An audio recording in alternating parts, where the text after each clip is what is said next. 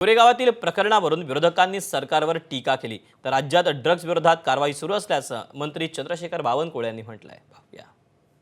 हजारो करोडचं ड्रग्स मिळालं। आज आमच्याकडे मी बघते की सर्रासपणे जे आहे मुंबई शहर असेल किंवा महाराष्ट्र असेल किंवा तुम्ही देशभरामध्ये बघा मोठ्या प्रमाणामध्ये अंमली पदार्थाचे विक्री होते। तुम्ही रेव पार्ट्यांना परमिशन कशी देता? आता हा नवीन विषयाने काढला बांगलादेशी, मला कळत नाही होम डिपार्टमेंट करता काय?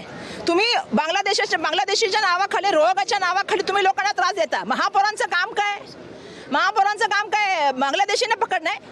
मग होम डिपार्टमेंट काय करतं? अमित शहानी राजीनामा द्यावा आणि मुख्यमंत्र्यांनी पण राजीनामा द्यावा, कारण महापौरांचं ते काम आहे। तुम्ही भारतीय ठरवणार कोण भारतीय आणि कोण भारतीय नाही। आजही तुमचं जे आहे 25% वर मॅपिंगचं काम झालेलं नाही। मग उद्या तुम्ही SIR डिक्लेअर केला, मला सांगा आज आम्हाला भारतीय प्रूव्ह करावं लागेल की आमचं सरकार हे संवेदनशीलपणे प्रत्येक घटनेला पकडत आहे। अशा व्यवसाय करणारे जे या ठिकाणी लोक आहेत, कोकीन ड्रग्स वगैरे, मोठ्या कारवाया सुरू झालेल्या आहेत। सरकारच त्या ठिकाणी मोठ्या प्रमाणावर सुमोठं या ठिकाणी मोठ्या कारवाया करतात। आधी तर कारवायाच व्हायच्या नाही। आमचे मुख्यमंत्री देवेंद्र फडणवीसजी यांनी प्रचंड मोठं जाळं तयार केलेलं आहे, ज्या जाळ्यामध्ये आता कोणी वाचू शकत नाही। किती छोट्या मार्गाने कोणी ड्रग्स आणले, कोकीन आणले, त्याला पकडलं जाणार आहे। मला असं वाटतं याची तातडीने एक इन्क्वायरी झाली पाहिजे। मुंबईचे कमिशनर यांनी याची इन्क्वायरी देऊन महाराष्ट्राला आणि मुंबईला सांगितलं पाहिजे की काय नक्की तिथे घडलं, आणि हे जर पोलिसांच्या डोळ्यासमोर हे होत असेल तर हे अतिशय चिंताजनक आहे। याचा मी जाहीर निषेध करते आणि तातडीने गृह मंत्रालयाने याच्यावर ॲक्शन घेतली पाहिजे। हे प्रकारे चाललेले आहेत आणि मला वाटतं त्याच्याच बळी हे कालचे 2 जण त्या ठिकाणी आहेत, आणि म्हणून मला वाटतं यावर खूप कठोर कारवाई अशा लोकांवर जे सगळे ड्रग्सचं सप्लाय करतायत त्यांच्यावर केली पाहिजे।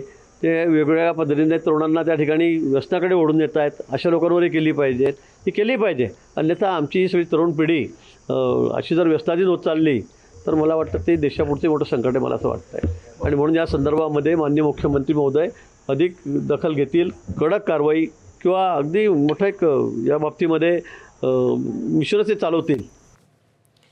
या संपूर्ण प्रकरणावर गृहराज्यमंत्री योगेश कदम काय म्हणतात तेही पाहूया। आज मुंबईमध्ये आपण जवळपास 30 कोटी आपण ड्रग्सच्या आपण कारवाई केलेली आहे, आणि अशा कारवाई डेली आपण करतोय, रोजचा रोज आपण करतोय।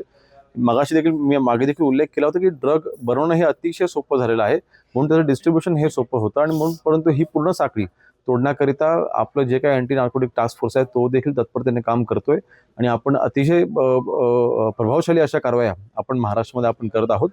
त्या अनुषंगाने मुंबईमध्ये देखील आपण या कारवाईना आपण जोर पकडलेला आहे, आणि जे कोणी याच्यामध्ये आरोपी असतील त्यांना तर अटक होईलच, त्यांच्यावरती कारवाई होईलच, परंतु अशा घटना पुन्हा घडू नये की अशा इव्हेंट्समध्ये आपण काय काळजी घेतली पाहिजे ह्याच्या देखील ह्या घटनेमध्ये जी काही शिकवण घ्यायची ती घेऊन पुढे आम्ही कारवाई नक्कीच। ABP माझा, उघडा डोळे बघा नीट।